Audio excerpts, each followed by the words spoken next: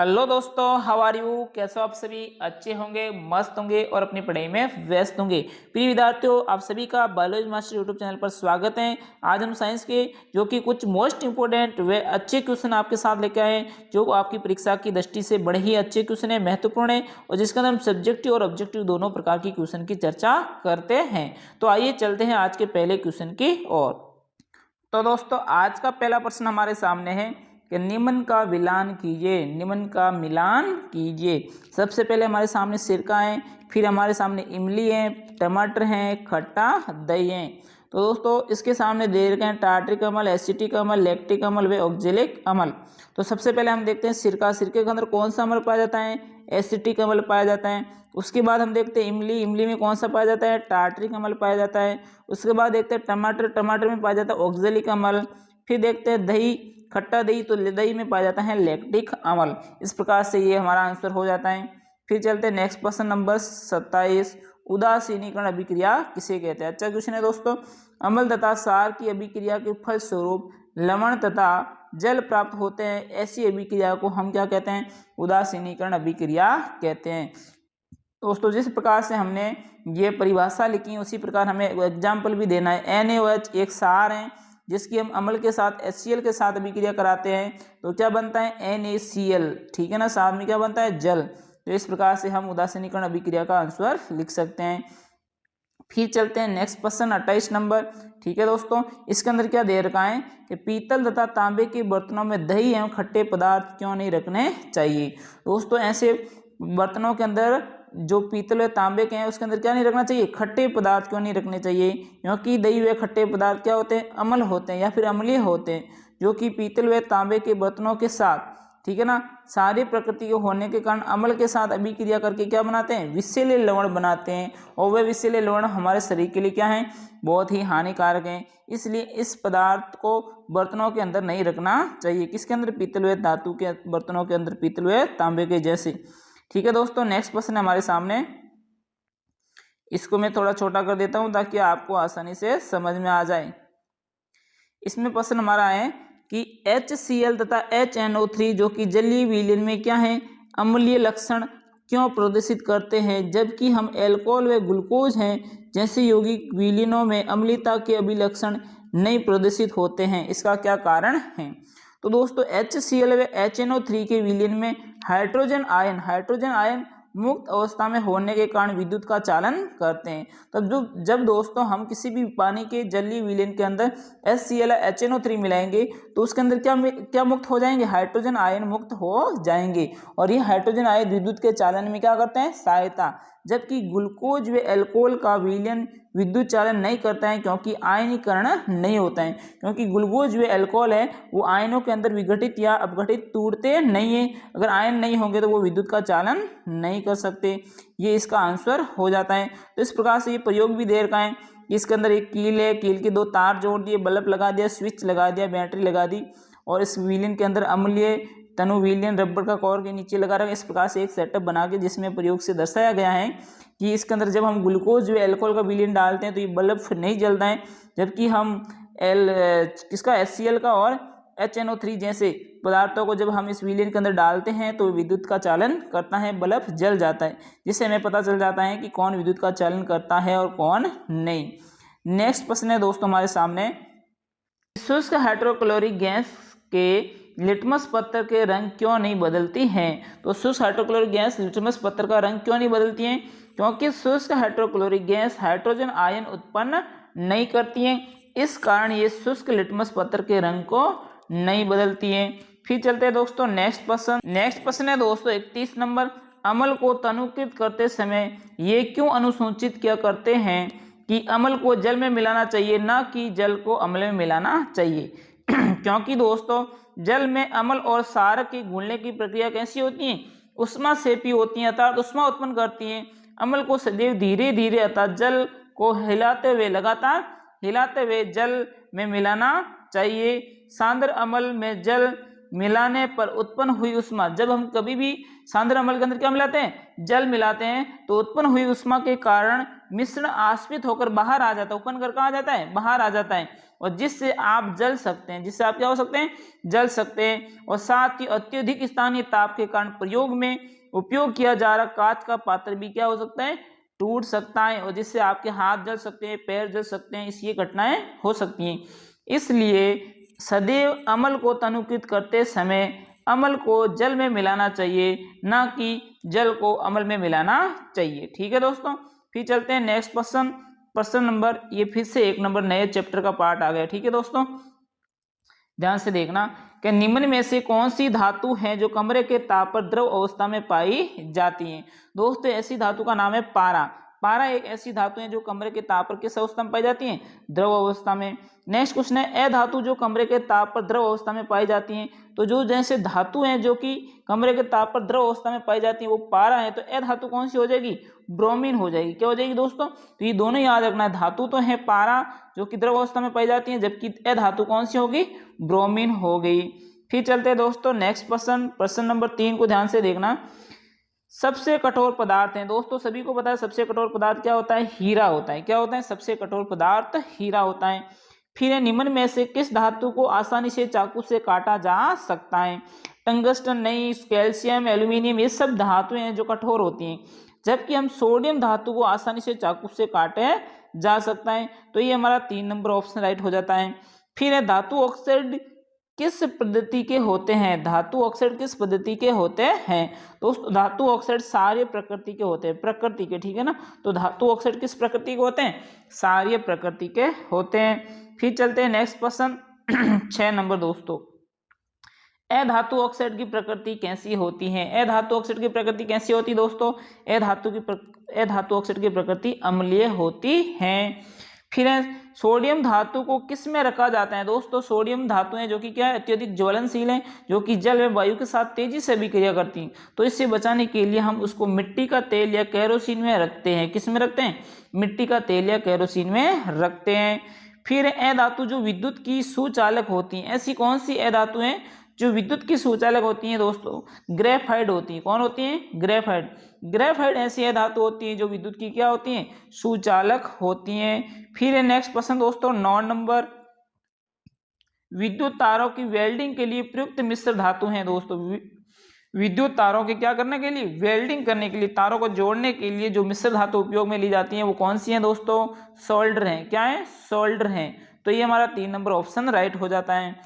फिर है शुद्ध सोना कितने कैरेट का होता है। दोस्तों शुद्ध सोना कितने कैरेट का होता है, तो सभी को पता है शुद्ध सोना 24 कैरेट का होता है। कितने कैरेट का होता है, 24 कैरेट का होता है। और पूछ लिया जाए आभूषण बनाने के लिए कितने कैरेट के सोने का काम में लिया जाता है, तो 22 कैरेट के सोने को काम में लिया जाता है।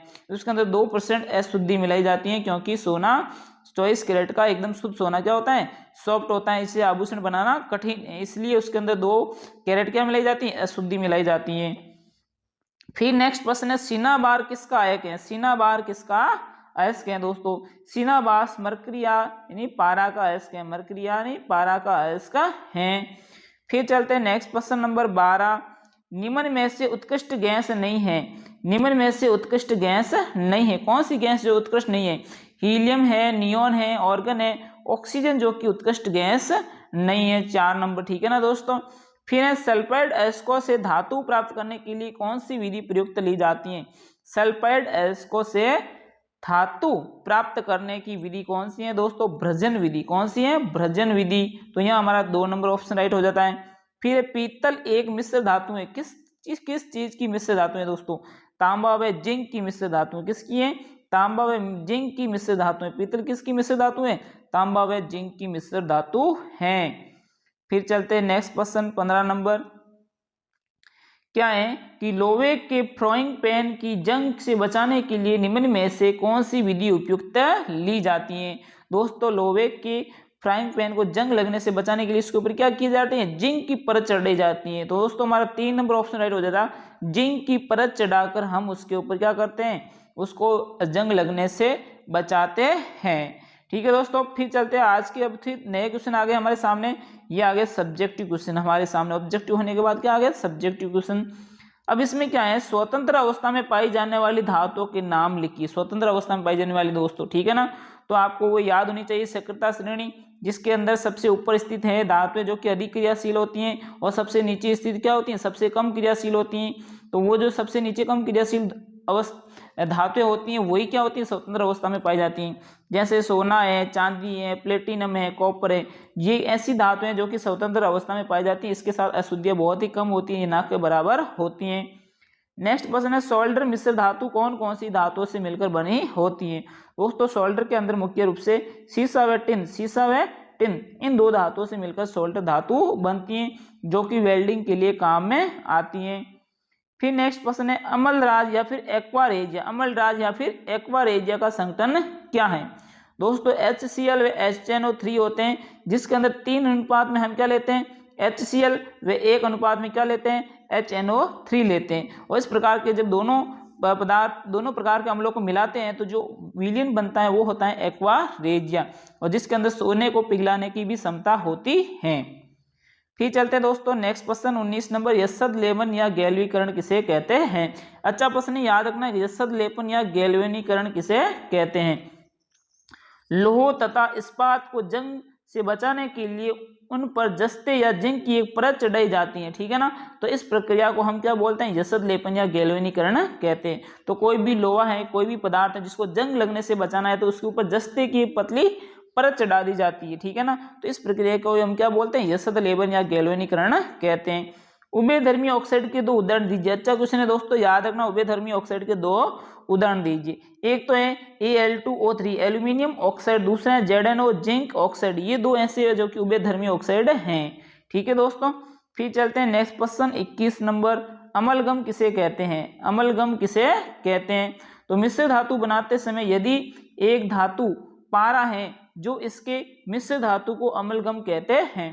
तो दोस्तों मिश्र धातु बनाते समय यदि एक धातु क्या है, पारा है उसके साथ, तो इस प्रकार के मिश्र धातु को हम बोलते हैं अमलगम बोलते हैं। फिर नेक्स्ट प्रश्न है, कांसा मिश्र धातु में कौन कौन सी धातुएं हैं। तो कांसा किन मिश्र धातुओं से मिलकर बना होता है, कांसा बना होता है तांबा व टिन। तो तांबा व टिन के मिलने से जो धातु बनती है उसको बोलते हैं हम कांसा। फिर नेक्स्ट प्रश्न है 23 नंबर दोस्तों, ये 23 नंबर प्रश्न हमारे सामने है कि एनोड पंख किसे कहते हैं। एनोड पंख किसे कहते हैं, जब धातुओं को विद्युत अपघटित परिष्करण विधि से शुद्ध रूप में प्राप्त करते हैं तो एनोड के नीचे निक्षेपित अशुद्धियों को हम एनोड पंख कहते हैं। तो जब दोस्तों कोई भी धातु होती है जिसको हम उसको क्या करते हैं, विद्युत अपघटन के द्वारा शुद्ध करते हैं, विद्युत अपघटन परिष्करण के द्वारा हम क्या करते हैं, उसे शुद्ध करते हैं। तो जो शुद्ध धातु प्राप्त होती है तो एनोड के नीचे क्या है, निक्षेपित अशुद्धियां, निक्षेपित क्या होती है, अशुद्धियां जो कि एनोड के नीचे प्राप्त होती हैं उनको हम बोलते हैं एनोड पंख बोलते हैं। फिर नेक्स्ट क्वेश्चन है, ऐसी कौन सी धातुएं हैं जिन्हें हथेली पर रखने से पिघलने लगती हैं। दोस्तों जो ये ऐसे प्रश्न पूछा जाता है ना, किस धातु को कमरे के ताप पर द्रव अवस्था में पाई जाती है, कौन सी धातुएं, कौन सी ये धातुएं सबसे कठोर कौन सी है, और ऐसी कौन सी धातु जो विद्युत की सुचालक है, कौन सी ऐसी धातु जो कुछ की चमकीली है। तो अपवाद स्वरूप जैसी भी ये धातुएं आपको पूछी जाती हैं, तो इसमें से बहुत सारे क्वेश्चन आपको पूछे भी जा सकते हैं, तो इसको थोड़ा आपको ध्यान रखना चाहिए। तो हथेली पर रखने पर पिघलने वाली धातु कौन सी है, गैलियम व सीजियम। गैलियम व सीजियम धातु हैं जो कि हथेली पर रखने से ही पिघल जाती हैं। फिर नेक्स्ट प्रश्न है, भर्जन। भर्जन किसे कहते हैं। दोस्तों भर्जन किसे कहते हैं, सल्फाइड एस को वायु की उपस्थिति में, सल्फाइड एस को वायु की उपस्थिति में अधिक ताप पर गर्म करने पर ये ऑक्साइड में परिवर्तित हो जाता है। इस प्रक्रिया को हम क्या कहते हैं, भर्जन कहते हैं। तो हम सल्फाइड एस को अधिक ताप पर वायु की उपस्थिति में अगर हम उसको गर्म कर रहे हैं, उसको ऑक्साइड में परिवर्तित करते हैं, तो ये प्रक्रिया क्या कहलाती है, भर्जन कहलाती है। नेक्स्ट प्रश्न है, लोहे पर जंग क्यों लगता है। दोस्तों लोहे के ऊपर जंग क्यों लगता है, लंबे समय तक जब हम नम वायु या आर्द्र वायु में उस लोहे को रहने देते हैं तो उस पर भूरे रंग की क्या चढ़ जाती है, परत चढ़ जाती है, जिसे हम क्या कहते हैं, जंग कहते हैं। और वो भूरे रंग की परत क्या होते हैं, Fe2O3 होता है, फेरस ऑक्साइड Fe2O3 होता है, वो क्या होती है, जंग होती है। इसको बचाने के लिए हम क्या करते हैं, कलर करते हैं, उसके ऊपर कलर करने के बाद ग्रीस लगाते हैं, या फिर उसके ऊपर तेल लगाते हैं, चिकना करते हैं, या फिर उसके ऊपर यशद लेपन जैसे कुछ कार्य करते हैं जिससे वह जंग लगने से बचाया जा सके। फिर नेक्स्ट प्रश्न दोस्तों 27 नंबर, ध्यान देना, अत्यधिक सक्रिय धातुओं का निष्कर्षण किस विधि द्वारा किया जाता है? तो दोस्तों सक्रियता श्रेणी आपको एकदम अच्छे से याद होनी ही चाहिए, क्योंकि वहां से पक्का ही क्वेश्चन आ सकता है। तो अत्यधिक सक्रिय धातु जो सबसे ऊपर होती है सक्रियता श्रेणी में, तो वह उन धातुओं का निष्कर्षण किससे किया जाता है? विद्युत अपघटन विधि द्वारा। विद्युत अपघटन विधि द्वारा ही उसका क्या किया जाता है? धातुओं का निष्कर्षण किया जाता है। फिर आयनिक यौगिक जो ठोस अवस्था में विद्युत का चालन क्यों नहीं करते हैं? दोस्तों जो आयनिक यौगिक होते हैं वो ठोस अवस्था में विद्युत का चालन क्यों नहीं करते हैं? क्योंकि दोस्तों ठोस अवस्था में आयन की गति क्या है? संभव नहीं है। ठोस अवस्था में आयन गति नहीं करते, अतः वे विद्युत का क्या नहीं कर सकते? चालन नहीं कर सकते। फिर चलते हैं दोस्तों नेक्स्ट क्वेश्चन। नेक्स्ट क्वेश्चन हमारे सामने ये आ गया, बायोगैस का प्रमुख घटक है। दोस्तों बायोगैस का प्रमुख घटक है, तो बायोगैस का प्रमुख घटक होता है मीथेन। क्या होता है? मेथेन होता है। मेथेन बायोगैस का सबसे प्रमुख घटक है। लगभग 75% उसके अंदर क्या होती है? मेथेन होती है बायोगैस के अंदर। फिर कार्बन की संयोजकता कितनी है दोस्तों? कार्बन की संयोजकता 4 होती है, ठीक है ना दोस्तों, कार्बन की संयोजकता 4 होती है। फिर प्रश्न नंबर 3, ठीक है दोस्तों, किस उत्प्रेरक का उपयोग साधारणतः वनस्पति तेलों के हाइड्रोजनीकरण में किया जाता है? तो जो भी वनस्पति तेल होते हैं उसके हाइड्रोजनीकरण के लिए किस उत्प्रेरक का काम में लिया जाता है? दोस्तों निकेल को काम में लिया जाता है। किसको काम में लिया जाता है? निकेल को काम में लिया जाता है। कठोर जल में उपस्थित होते हैं। दोस्तों कठोर जल में क्या उपस्थित होते हैं? Potassium ion, sodium ion, chloride ion या मैग्नीशियम आयन? दोस्तों कठोर जल के अंदर होते हैं मैग्नीशियम आयन होते हैं। फिर चलते हैं नेक्स्ट क्वेश्चन दोस्तों 5 नंबर, वे पदार्थ जो अभिक्रिया की दर में परिवर्तित कर देते हैं लेकिन स्वयं अपरिवर्तित रहते हैं कहलाते हैं। तो ऐसे दोस्तों क्या कहलाते हैं? उत्प्रेरक कहलाते हैं। क्या कहलाते हैं? उत्प्रेरक। जो अभिक्रिया की दर में तो क्या कर देते हैं? परिवर्तन कर देते हैं लेकिन स्वयं अपरिवर्तित रहते हैं, ऐसे पदार्थ कहलाते हैं उत्प्रेरक। क्या कहलाते हैं? उत्प्रेरक। फिर अपमार्जक सामान्यता होते हैं। अपमार्जक सामान्यता क्या होते हैं दोस्तों? इसका कौन सा फॉर्मूला है? RSO4Na, ये फॉर्मूला है। अपमार्जक ये होते हैं, ये समझ में दोस्तों, ये ध्यान रखना है। फिर चलते हैं दोस्तों नेक्स्ट प्रश्न, साबुन बनाने की, क्या प्रश्न? साबुन बनाने की प्रक्रिया में सह उत्पाद, तो जब हम साबुन बनाते हैं तो उसके साथ सह उत्पाद हमें क्या प्राप्त होता है? दोस्तों सह उत्पाद के रूप में हमें ग्लिसरॉल प्राप्त होता है। क्या प्राप्त होता है? ग्लिसरॉल प्राप्त होता है। फिर कार्बनिक यौगिकों में त्रिबंध उपस्थित होने पर नामकरण में प्रयुक्त होता है। दोस्तों सिंगल बॉन्ड है, डबल बॉन्ड है, ट्रिपल बॉन्ड है, तो ये भी ध्यान रखना है। तो जब हम कार्बन के ट्रिपल बॉन्ड के बीच में आपस में उपस्थित हो, बंध उपस्थित हो, तो ऐसे में हम क्या बोलते हैं? तो हम बोलते हैं एल्काइन। एल्काइन होता है तो क्या आता है? पीछे आइन आता है। एल्केन, तो ये एल्केन, एल्कीन, एल्काइन, तो एन सिंगल बॉन्ड है, एल्कीन डबल बॉन्ड हो गया, एल्काइन ट्रिपल बॉन्ड हो गया, तो ये भी ध्यान रखना है आपको। फिर नेक्स्ट प्रश्न है, संतृप्त हाइड्रोकार्बन कहलाते हैं। संतृप्त हाइड्रोकार्बन क्या कहलाते हैं दोस्तों? संतृप्त हाइड्रोकार्बन कहलाते हैं एल्केन। और पूछ लिया जाए असंतृप्त हाइड्रोकार्बन क्या कहलाते हैं?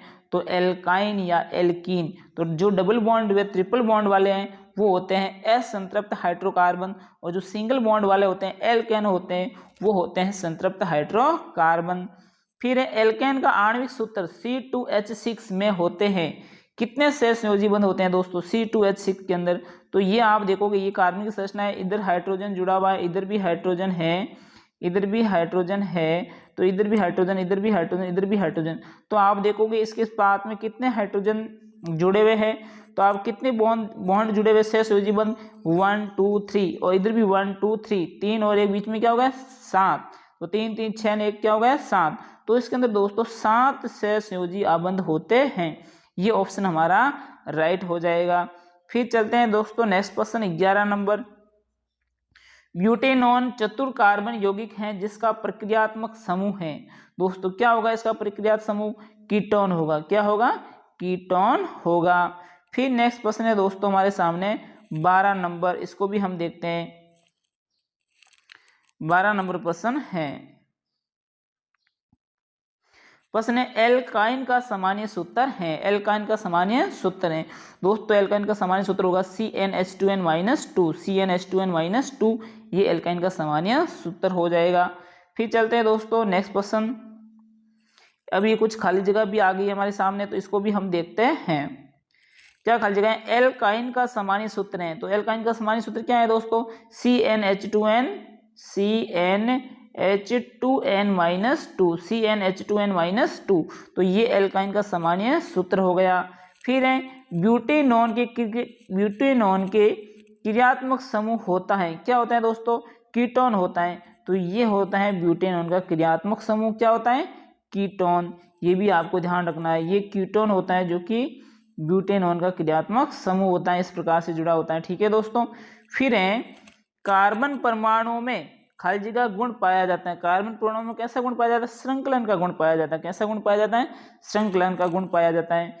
फिर खाली जगह नेक्स्ट है दोस्तों, ब्यूटेन का सामान्य सूत्र है। ब्यूटेन का अंदर क्या होगा, ब्यूटेन में कितने कार्बन होते हैं दोस्तों, 4 कार्बन होंगे। तो ब्यूटेन में 4 कार्बन हो गए, C4H10 इसका सूत्र हो जाएगा। फिर चलते हैं दोस्तों नेक्स्ट क्वेश्चन 17 नंबर। कुछ पदार्थों में अन्य पदार्थों का ऑक्सीजन देने की क्षमता होती है, इन पदार्थों को कहते हैं। तो दोस्तों जो पदार्थ ऑक्सीजन देते हैं उसको हम क्या बोलते हैं, ऑक्सीकारक बोलते हैं। क्या बोलते हैं, ऑक्सीकारक बोलते हैं। फिर एल्केन का सामान्य सूत्र क्या है दोस्तों, एल्केन, ठीक है ना। तो एल्केन का सामान्य सूत्र हो जाएगा सिंगल बॉन्ड वाले, ठीक है ना। तो CnH2n+2 ये हो जाएगा एल्केन का सामान्य सूत्र। फिर एल्कीन का, तो एल्कीन का होगा CnH2n और एल्काइन का अभी हमने देखा था। तो तीनों सूत्र आपको याद होने चाहिए, कोई भी पूछ ले तो आपको बताना है। फिर नेक्स्ट क्वेश्चन है कि कार्बन परमाणु की ज्यामितीय आकृति कैसी होती है। दोस्तों कार्बन परमाणु की ज्यामितीय आकृति चतुष्फलकीय होती है। कैसी होती है, चतुष्फलकीय होती है। फिर नेक्स्ट क्वेश्चन है IUPAC का पूरा नाम लिखिए। IUPAC का पूरा नाम, तो ये भी ध्यान रखना है, international union of pure and applied chemistry. ये भी आपको ध्यान रखना है। हिंदी में हम इसको क्या बोलते हैं, अंतर्राष्ट्रीय विशुद्ध और अनप्रयुक्त रसायन संघ। तो आप ऐसे भी याद रख सकते हो इंग्लिश में या फिर हिंदी के अंदर। फिर चलते हैं दोस्तों नेक्स्ट क्वेश्चन, हाइड्रोकार्बन किसे कहते हैं। हाइड्रोकार्बन किसे कहते हैं, वे कार्बनिक यौगिक जिसमें केवल कार्बन तथा हाइड्रोजन होते हैं उन्हें हम क्या कहते हैं, हाइड्रोकार्बनिक यौगिक कहते हैं। ऐसे यौगिक जिसके अंदर केवल कार्बन हो या फिर केवल हाइड्रोजन हो, ऐसे यौगिकों को हम बोलते हैं हाइड्रोकार्बनिक यौगिक। फिर है CH4 मीथेन का क्या उपयोग है। CH4 मीथेन का क्या उपयोग है दोस्तों, मीथेन ईंधन के रूप में काम आता है। कहाँ आता है, ईंधन के रूप में, और ये बायोगैस है एवं CNG का प्रमुख घटक भी है। तो मीथेन का उपयोग हम ईंधन के रूप में लेते हैं, ठीक है ना दोस्तों। और बायोगैस या फिर CNG का ये मीथेन बहुत ही प्रमुख रूप से उसका घटक है। फिर चलते हैं दोस्तों नेक्स्ट क्वेश्चन 24 नंबर, क्या है, किसकी उपस्थिति के कारण कठोर जल में साबुन झाग नहीं देता है। दोस्तों जल के अंदर ऐसा क्या होता है कठोर जल के अंदर जिसके कारण साबुन झाग नहीं देता है। दोस्तों कठोर जल में होता है कैल्शियम या मैग्नीशियम लवण, कैल्शियम या मैग्नीशियम लवण, ये जिसके कारण क्या होता है वो जल कठोर होता है। और यही आयन है जो कैल्शियम या मैग्नीशियम जो कि क्या करते हैं, कठोर जल में होते हैं तथा साबुन को झाग देने से रोकते हैं। फिर नेक्स्ट क्वेश्चन है, कार्बन श्रृंखला कितनी प्रकार की होती है। दोस्तों कार्बन श्रृंखला कितनी प्रकार की होती है, तो हमने पढ़ा था कि कार्बनिक श्रृंखला है ना, एक तो सीधी होती है, सीधी रेखा में, एक साकित होती है, एक कैसी होती है, वलय होती है, ठीक है ना। तो एक तो ऐसी सीधी हो जाती है, एक जिसके अंदर क्या निकलती है, शाखाएं निकलती हैं, और एक क्या होती है, वलय वाली होती है। कैसी होती है, वलय वाली कार्बन श्रृंखला। ऐसी भी कार्बन श्रृंखलाएं होती हैं जैसे कि ब्यूटेन। फिर नेक्स्ट प्रश्न है दोस्तों, CNG का पूरा नाम। CNG का पूरा नाम क्या है, तो संपीड़ित प्राकृतिक गैस, संपीड़ित प्राकृतिक gas, compressed natural gas.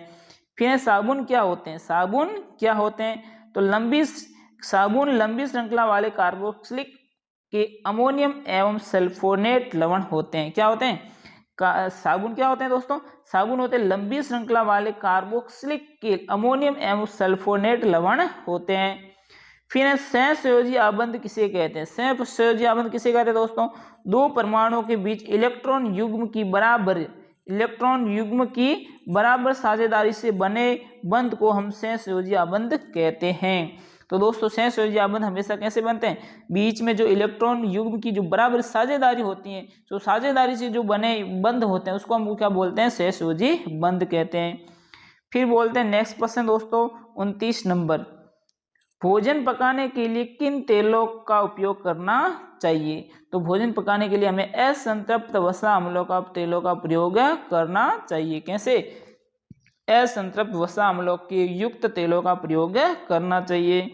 Next प्रश्न आगे दोस्तों, ऑब्जेक्टिव क्वेश्चन नेक्स्ट चैप्टर के। फिर देखते हैं, तत्वों के वर्गीकरण हेतु त्रिक नियम किसने दिया? तत्वों के वर्गीकरण हेतु त्रिक नियम किसने दिया?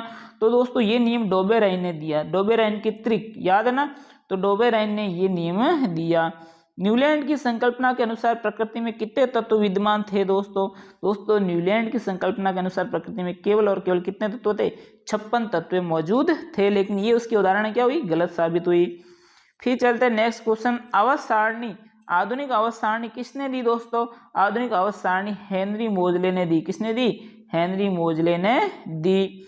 फिर आधुनिक आवर्त सारणी में समूह व आवर्त की संख्याएं, दोस्तों समूह व आवर्त की संख्या, समूह कितने होते हैं? 18 होते हैं, और आवर्त कितने होते हैं?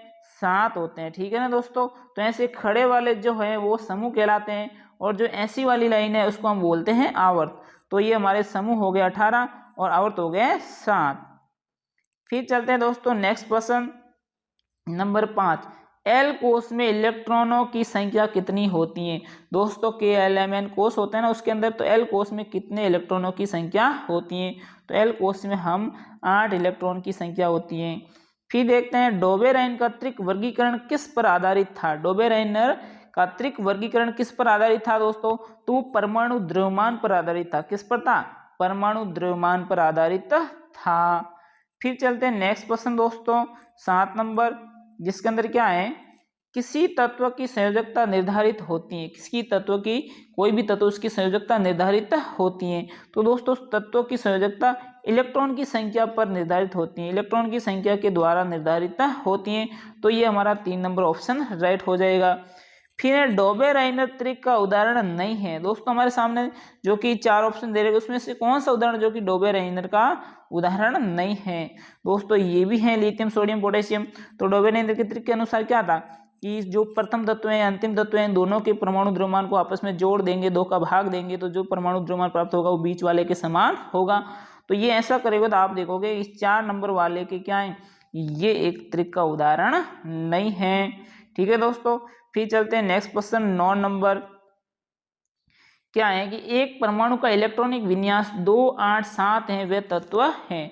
दोस्तों इसमें टोटल कितने हो गए इलेक्ट्रॉन आप देखोगे तो 7 और 8 कितने हो गए? 15, 15 और 2 कितने हो गए? 17, ठीक है ना दोस्तों। 17 पर कौन आता है? क्लोरीन। तो ये क्लोरीन का हो गया। किसका हो गया? क्लोरीन का हो गया। तो ये हमारा 3 नंबर ऑप्शन राइट हो जाएगा। फिर निम्न में से उत्कृष्ट गैस नहीं है। उत्कृष्ट गैस कौन सी नहीं है दोस्तों? हीलियम, ऑर्गन, नियोन, ये सब उत्कृष्ट गैस हैं। सोडियम उत्कृष्ट गैस नहीं है, ये एक धातु है। क्या है? धातु है। तो हमारा 3 नंबर ऑप्शन राइट हो जाएगा। फिर चलते हैं दोस्तों नेक्स्ट क्वेश्चन 11 नंबर, तत्वों के गुणधर्म उसकी परमाणु संख्या के आवर्त फलन होते हैं, ये नियम किसने दिया? तत्वों के गुणधर्म क्या होते हैं?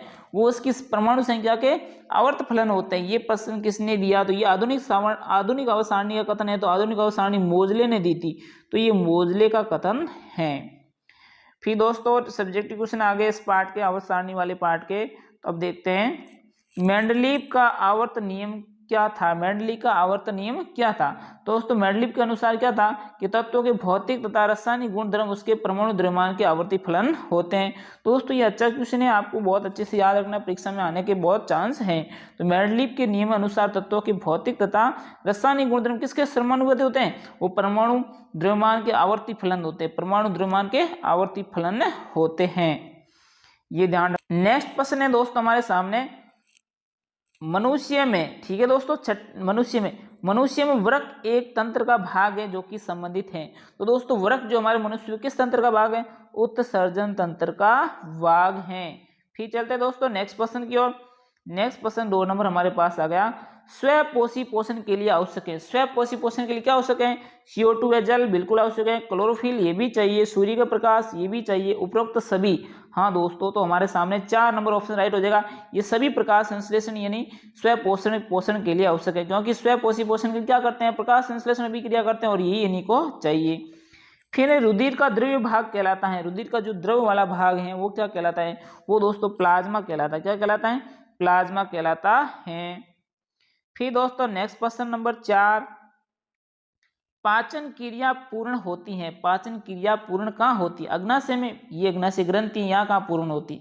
बड़ी आंत में, बड़ी आंत में भी पूर्ण नहीं होती है। छोटी आंत में, हाँ छोटी आंत में सबसे ज़्यादा पाचन क्रिया पूर्ण होती है, क्योंकि सबसे ज़्यादा जो एंजाइम रिलीज होंगे वो भी कहाँ होंगे, छोटी आंत में रिलीज होंगे। तो ये हमारा 3 नंबर ऑप्शन राइट हो जाएगा। निम्न में से जैव उत्प्रेरक हैं दोस्तों, जैव उत्प्रेरक क्या होते हैं, एंजाइम होते हैं। क्या होते हैं, एंजाइम। तो एंजाइम को हम क्या बोलते हैं, जैव उत्प्रेरक बोलते हैं। फिर आहार नाल का सबसे लंबा भाग, तो ये भी दोस्तों आहार नाल का सबसे लंबा भाग शुद्रांत्र होता है, यानी छोटी आंत। शुद्रांत्र यानी छोटी आंत।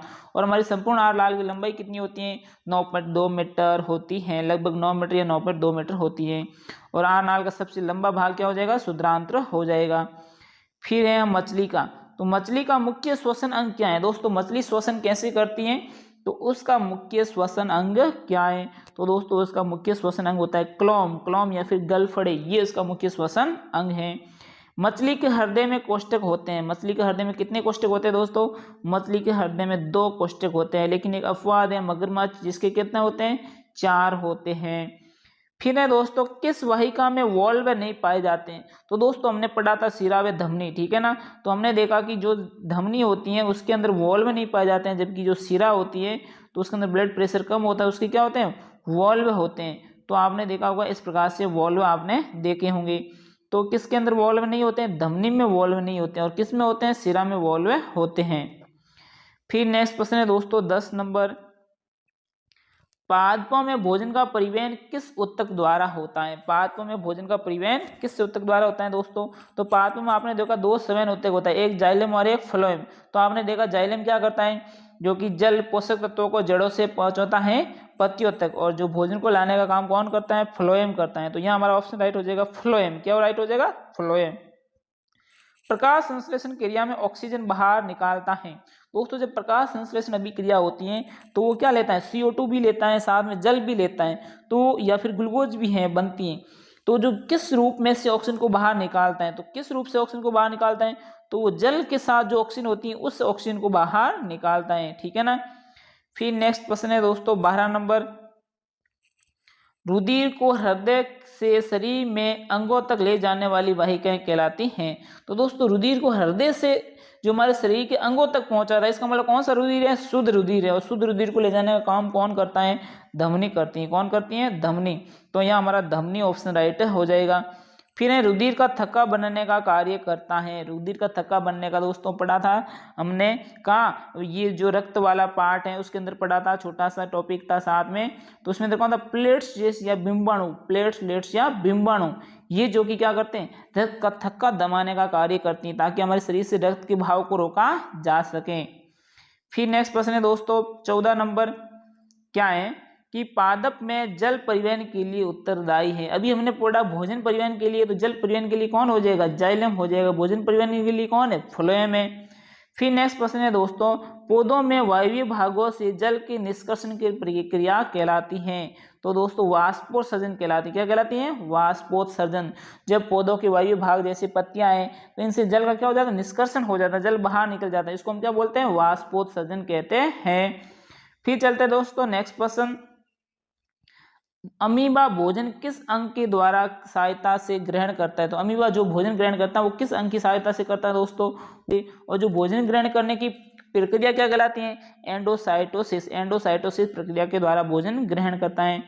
फिर है मनुष्य की लार में पाया जाने वाला एंजाइम क्या है, तो दोस्तों मनुष्य की लार में पाया जाने वाला एंजाइम है एमिलेज। क्या है दोस्तों, एमिलेज है। नेक्स्ट प्रश्न है जठर ग्रंथियां कहाँ पाई जाती हैं दोस्तों जठर ग्रंथियां हमारे आमाशय में पाई जाती है। कहाँ पाई जाती है, आमाशय में, आमाशय के अंदर जठर ग्रंथियां पाई जाती हैं। फिर चलते हैं दोस्तों नेक्स्ट प्रश्न 19 नंबर, वह प्रक्रम जिसके द्वारा शरीर में ऊर्जा का उत्पादन होता है कहलाता है। दोस्तों हमारे शरीर में ऊर्जा उत्पादन कैसे होती है, श्वसन के द्वारा होती है। कैसे होती है, श्वसन के द्वारा। तो प्रश्न बोले श्वसन किसे कहते हैं, तो भी हमें यही लिखना है, जब हम श्वसन के द्वारा ऑक्सीजन को लेते हैं तो ग्लूकोज का अपघटन कोशिका के अंदर माइटोकॉन्ड्रिया के अंदर होता है, तो उसके फलस्वरूप क्या मिलती है, हमें ऊर्जा मिलती है। इस प्रक्रिया को हम क्या बोलते हैं, श्वसन। और श्वसन के फलस्वरूप हमें क्या मिलती है, ऊर्जा मिलती है। नेक्स्ट प्रश्न है इथेनॉल किस प्रकार के श्वसन में बनता है। दोस्तों ये भी याद रखना, इथेनॉल किस प्रकार के श्वसन में बनता है, तो दोस्तों इथेनॉल बनता है अवायवीय श्वसन में। किस वायवीय श्वसन में बनता है, अवायवीय श्वसन में, ठीक है दोस्तों, ये भी आपको याद रखना है। फिर चलते हैं दोस्तों नेक्स्ट क्वेश्चन 21 नंबर, ग्लूकोज का विखंडन होकर पायरुवेट बनता है। ग्लूकोज का विखंडन होकर क्या बनता है, पायरुवेट बनता है और ये क्रिया होती हैं दोस्तों। ये क्रिया कहाँ होती हैं? ये हमारे कोशिका द्रव में होती हैं। कहाँ होती हैं? कोशिका द्रव में होती हैं। जब ग्लूकोज विखंडन होकर क्या बनता है? पायरुवेट बनता है। तो ये क्रिया कहाँ संपन्न होती है? कोशिका द्रव में संपन्न होती हैं। पायरुवेट के विखंडन से CO2 तथा जल तथा ऊर्जा देता है। ये क्रिया कहाँ संपन्न होती है दोस्तों? तो ये क्रिया हमारी संपन्न होती है माइटोकॉन्ड्रिया के अंदर। तो पहले तो जो क्रिया संपन्न हुई थी ये हमारी कोशिका है, ठीक है ना। तो कोशिका द्रव के अंदर संपन्न हुई कौन सी? ग्लूकोज का विखंडन होकर किसमें बदला? पायरुवेट में। तो ग्लूकोज विखंडन होकर पायरुवेट में टूटना, ये प्रक्रिया तो संपन्न होती है कोशिका द्रव में, और पायरुवेट का विखंडन होकर CO2 जल ऊर्जा देता है, ये प्रक्रिया संपन्न होती है माइटोकॉन्ड्रिया में, ठीक है ना। तो माइटोकॉन्ड्रिया ऊर्जा ग्रह या शक्ति ग्रह कहलाता है, इसीलिए तो जो ऊर्जा उत्पन्न करता है। फिर नेक्स्ट प्रश्न है दोस्तों 23 नंबर, अवायवीय श्वसन का मुख्य उत्पाद क्या है? दोस्तों अवायवीय श्वसन में मुख्य उत्पाद क्या है? इथेनॉल। क्या है? इथेनॉल, जो कि अवायवीय श्वसन का मुख्य उत्पाद है। नेक्स्ट प्रश्न दोस्तों, ये भी अच्छा प्रश्न, वेरी इंपॉर्टेंट। हमारे स्वस्थ शरीर का सामान्य रक्तदाब सिस्टोलिक एवं डायस्टोलिक कितना होता है? सिस्टोलिक एवं डायस्टोलिक कितना होता है दोस्तों? हमें बताएं 120 और कितना 80 mmHg। 120 ठीक होता है सिस्टोलिक, और डायस्टोलिक कितना होता है? 80 mmHg होता है। फिर दोस्तों आगे देखते हैं नेक्स्ट क्वेश्चन 25 नंबर, मानव हृदय में कितने कोष्ठक होते हैं दोस्तों? मानव हृदय में 4 कोष्ठक होते हैं। कितने कोष्ठक होते हैं? 4। तो ये हमारा हृदय है, तो 2 आलिंद होते हैं, 2 नीले होते हैं, कितने कोष्ठक हो जाएगा दोस्तों? 4 कोष्ठक हो जाते हैं। नेक्स्ट क्वेश्चन है फुफ्फुस के अंदर, दोस्तों ये हमारा नेक्स्ट क्वेश्चन है, फुफ्फुस के अंदर स्थित वाहिका जो छोटी छोटी नलिकाओं में विभाजित होकर अंतिम सिरे गुब्बारे जैसी संरचना बनती हैं। तो दोस्तों जो हमारे फुफ्फुस में गुब्बारे जैसी जो छोटी छोटी अंतिम संरचना है उसको हम क्या बोलते हैं? वायु कुप्पिका कहते हैं। क्या कहते हैं? वायु कुप्पिका कहते हैं। फिर चलते हैं दोस्तों नेक्स्ट प्रश्न, ये एक खाली जगह है, इसको भी हम देखते हैं। इसमें क्या है? एंजाइम कार्बनिक खाली जगह होते हैं जो कि विभिन्न जैव रासायनिक क्रियाओं की दर को बढ़ाते हैं। तो दोस्तों जैव उत्प्रेरक होते हैं, जो कि जैव अभिक्रिया या जैव रासायनिक क्रियाओं को बढ़ाने का काम कौन करते हैं? जैव उत्प्रेरक करते हैं। इसके बाद दोस्तों नेक्स्ट वीडियो के अंदर फिर हम देखते हैं अच्छे क्वेश्चन जो आपके बोर्ड क्लास के लिए इंपॉर्टेंट हो गए, जो कि आपकी परीक्षा के लिए आने योग्य हो गए। जय हिंद, जय भारत। फिर मिलते हैं नेक्स्ट वीडियो के साथ।